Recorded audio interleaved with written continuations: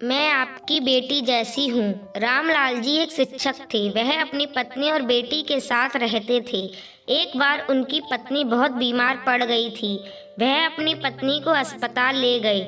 शिक्षक रामलाल जी अपनी पत्नी के साथ अकेले हॉस्पिटल में कमरे में बैठे बैठे सोच रहे थे कि बीबी के ऑपरेशन के लिए पैसे की व्यवस्था कहाँ से करूं। हर तरफ दिमाग लगाकर हार चुका हूं। अब बस वही घर बचा है जिसमें हम रह रहे थे। आंखों से आंसू पोंछते हुए रामलाल ने अपनी पत्नी की तरफ देखा। वह 2 दिन से बेहोश थी। आगे पीछे कोई नहीं। एक बेटी थी, उसने अपनी पसंद के लड़के के साथ भागकर शादी कर ली। तब से माँ बाप की तरफ वापस मुड़कर भी नहीं देखा। रामलाल सोच ही रहे थे कि नर्स ने आकर बताया कि बड़ी डॉक्टर आ रही है, जल्दी ही अब आपकी पत्नी ठीक हो जाएगी, आप पैसे जमा करवा दीजिए। रामलाल जी ने नर्स से थोड़ा समय मांगा और मोबाइल निकालकर लोगों से मदद मांगने लगे। कोई फ़ोन नहीं उठा रहा था तो कोई बाद में बात करता हूँ बोलकर फ़ोन काट रहा था। रामलाल जी कमरे के बाहर आकर गहरी सांस लेते हुए वार्ड बॉय से बोले, आप जरा मेरी पत्नी को देखना, मैं अभी आता हूँ। रामलाल एक दुकान पर ब्याज का पैसा मांगने गए, लेकिन दुकान वाले ने उनकी हालत देख उनको सुनाने लगा, वापस कहाँ से करोगे रामलाल जी, कोई नॉमिनी लाओ तभी मैं पैसे दूंगा।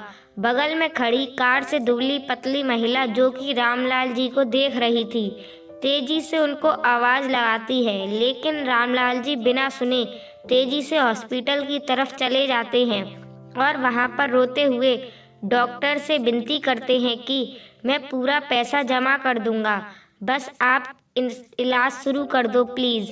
तभी एक डॉक्टर उनको हड़कते हुए धक्का देता है। इतने में सामने से बड़ी डॉक्टर आती हुई उस गिरते हुए रामलाल जी को पकड़ लेती है और सभी स्टाफ को डांट लगाती है।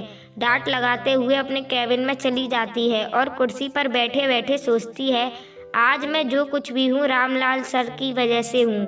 सांची ने जैसे तैसे अपने गांव से अपना हाई स्कूल इंटर कंप्लीट कर लिया था और अब आगे कॉलेज की पढ़ाई मन से की। कॉलेज की पढ़ाई के बाद वह आगे पढ़ना चाहती थी। बाबा से उसने आगे पढ़ने के लिए कहा।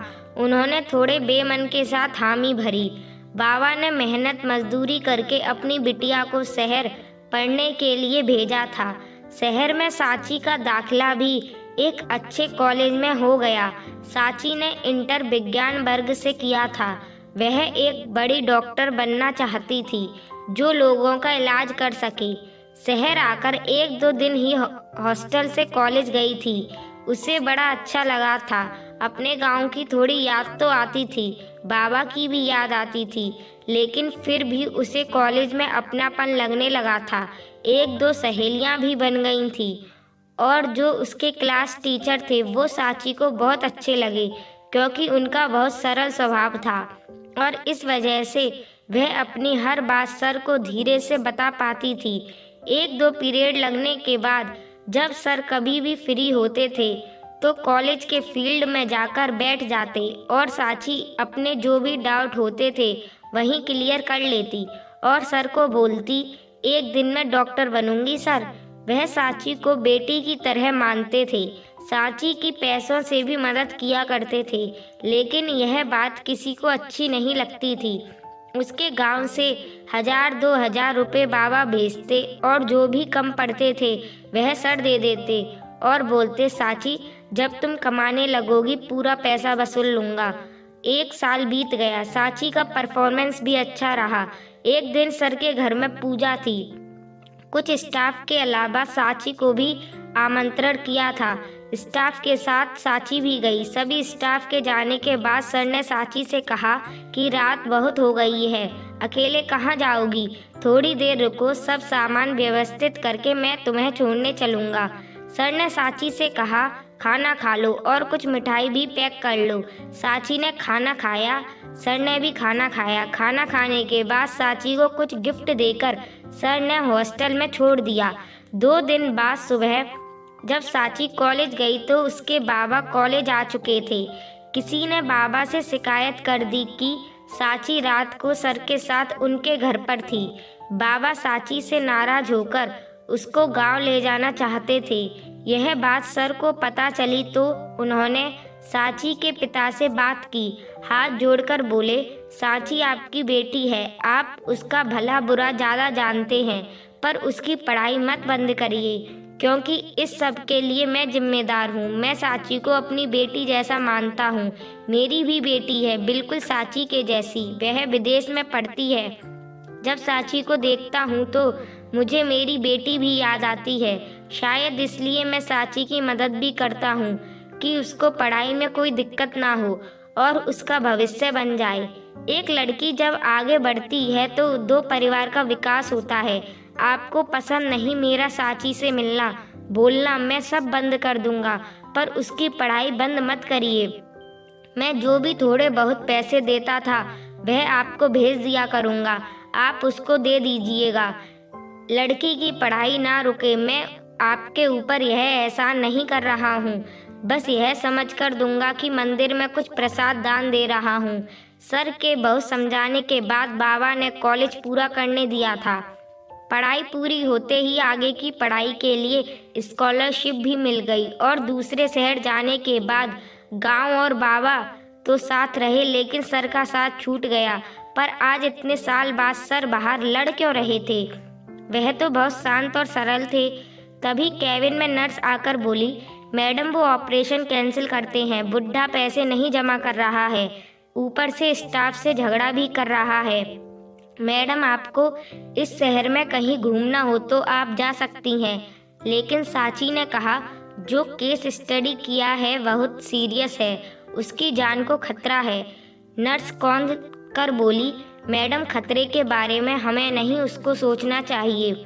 पैसे भी नहीं जमा किए, आपने भी देखा हॉल में कैसे स्टाफ से झगड़ा कर रहा था। सांची को पूरे मामले को समझने में देर नहीं लगी। नर्स से बोली, जल्दी से मुझे मरीज के कमरे में ले चलो। सांची जैसे ही कमरे के गेट पर पहुंची तो देखा सर पत्नी के हाथ को पकड़ के रो रहे थे और माफ़ी मांग रहे थे। पैसे के अभाव में मैं तुम्हारा इलाज नहीं करवा पा रहा हूँ। आज घर बेच रहा हूँ, लेकिन कोई खरीदने को तैयार नहीं है। आज अपनी बेटी भी नहीं है हमारे साथ, जिसके लिए तुम जेवर तक बेचकर उसको पैसे भेजती थी। सांची आंखों में आंसू भर के सर के कंधे पर हाथ रखते हुए बोली, मैडम का इलाज होगा सर। सर ने देखा, दिमाग पर जोर डाला। सर में सांची याद आया। कॉलेज में आप पोस्टेड थे। अरे हाँ, तुम इतनी बड़ी हो गई। खुश रहो, जीती रहो। सारा स्टाफ कमरे में आ चुका था। सबकी आंखों से आंसू रुक नहीं रहे थे। इतनी बड़ी डॉक्टर रो रही थी। सांची, आपकी सांची सर, डॉक्टर सांची बन गई है आज। मैं जो कुछ भी हूँ सर, आपकी वजह से हूँ। स्टाफ को कहा, तुरंत ऑपरेशन की तैयारी करो। तेजी से सांची सीजर करने के लिए जाती है और पूरे अस्पताल में काम में स्पीड पकड़ ली थी।